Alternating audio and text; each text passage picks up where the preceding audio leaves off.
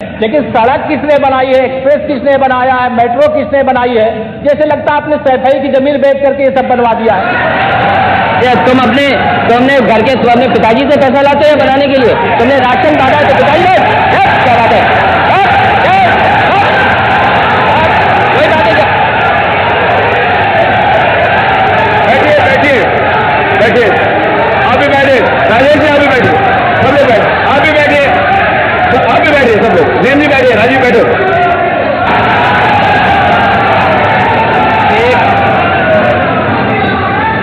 एक घंटे से अधिक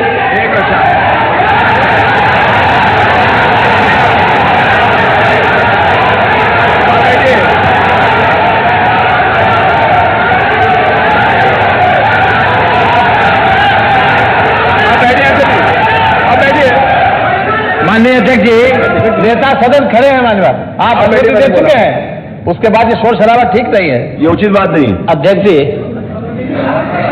एक घंटे से अधिक आइए देखते हैं एक पूरा सदन माननीय नेता प्रतिपक्ष को सुनता रहा। बड़ी शालीनता के साथ उन्होंने अपनी बात कही। विपक्ष के नेता का जो दायित्व था, उन्होंने अपने कर्तव्यों का निर्वहन किया, हम लोगों ने सुना। इस सदन में और सरकार के उप मुख्यमंत्री अपनी बात को रख रहे हैं, बीच में रनिंग कमेंट्री का मतलब क्या है? और दूसरा, एक सम्मानित नेता के खिलाफ असभ्य शब्दों का प्रयोग हो, तो शब्द का प्रयोग हो, तो ठीक नहीं है। और मैं बड़ी विनम्रता से कहूंगा नेता प्रतिपक्ष को कि आपको इतना उत्तेजित नहीं होना चाहिए। देखिए, सफाई की बात नहीं कर रहा हूं मैं, सवाल सफाई का नहीं है।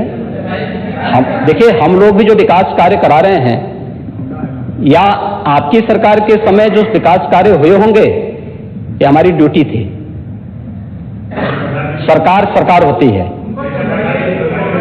और हर सरकार को अपनी उपलब्धि को कहने का अधिकार है।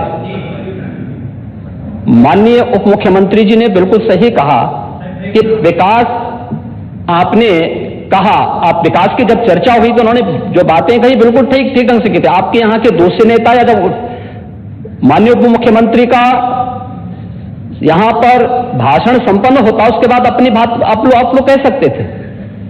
लेकिन देखिए, मैं कल भी देख रहा था, कल माननीय वित्त मंत्री जी यहां पे जवाब देने के लिए खड़े हुए, उन पर जिस तरीके की भाषा का प्रयोग उस समय किया गया, आज फिर हम देख रहे हैं। देखिए, लोकतंत्र में हर सदस्य को सदन में अपनी बात रखने का पूरा अधिकार है, और अगर आप कहेंगे तो कैसे इस बात की अपेक्षा रखते हैं कि इस पार से उसका जवाब नहीं मिलेगा?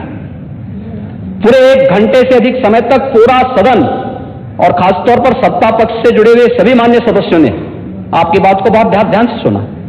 देखिए, सहमत होना ना होना अपना विषय है,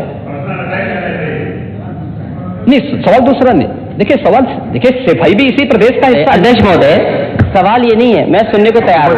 अच्छा, मुख्यमंत्री बोल रहे हैं, सफाई भी तो इसी प्रदेश का हिस्सा है। नहीं, सफाई, देखिए, भाषा आप उसको बाद में बोल सकते हैं। देखिए, हमारी सहमति असहमति हो सकती है, देखिए हमारी असहमति असहमति हो सकती है किसी बात पर, हम बाद में इस बात को करेक्शन करा सकते हैं। लेकिन तो मैंने शब्द का प्रयोग नहीं किया जाना चाहिए, और किसी भी असभ्य भाषा का प्रयोग नहीं होना चाहिए। और मैं माननीय अध्यक्ष जी से अनुरोध करूंगा कि अगर इस प्रकार की शब्दावली प्रोसीडिंग का हिस्सा बनी है तो कृपया उसको हटवा दें, क्योंकि ये गलत परंपरा होगी और मैसेज का देश के अंदर खराब जाएगा। हमें हमेशा इस बात को ध्यान में रखना होगा, सदन की मर्यादा का ध्यान हर हाल में बनाए रखना होगा।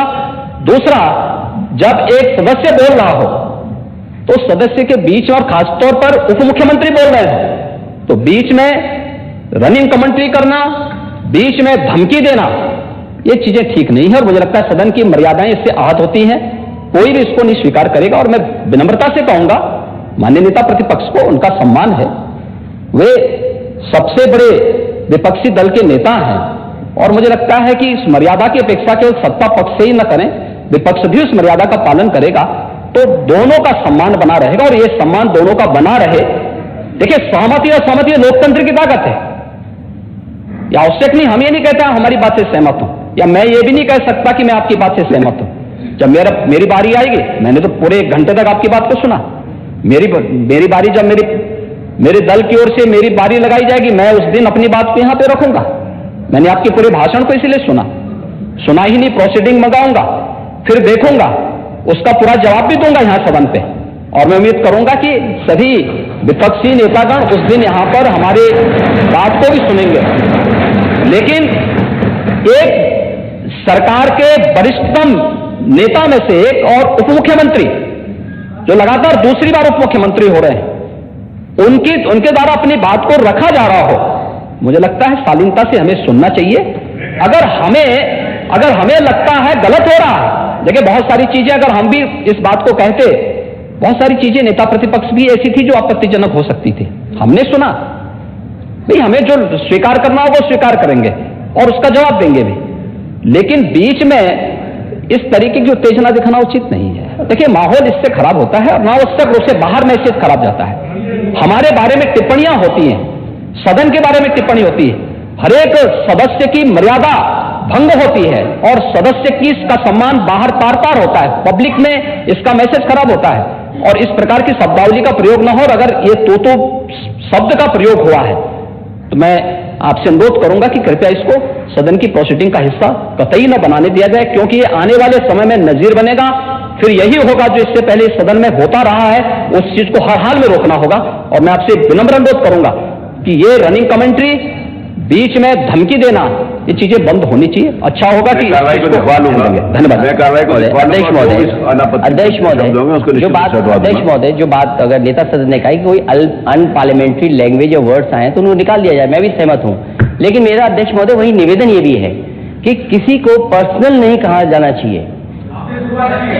सैफई, आपको बहुत ज्यादा सैफई की जमीन बेच करके हम और आप लोग को जनता हमें मौका देती है अपना बजट खर्च करने के लिए, आपको और हमें मौका देता है। मुख्यमंत्री जी ने कहा ना कि कोई भी वो सरकारी पैसे से होता है। मेरा यही निवेदन है नेता संघ से, बहुत अच्छी तरीके से इस तरह की बात नहीं आया कि जमीन बेच करके कर दिया जाए।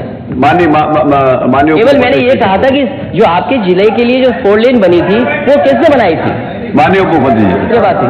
माननीय ध्यान से सब लोग बीच में माननीय अध्यक्ष महोदय, बीच में जो भी अनुपस्थित, मैंने कहा जो कुछ भी हो। माननीय अध्यक्ष महोदय, मैं बीच में जब मैंने अपना भाषण कर रहा था, उसमें नेता प्रतिपक्ष खड़े होकर के क्या कहे, शोर शराबे में बात सुन नहीं पाया।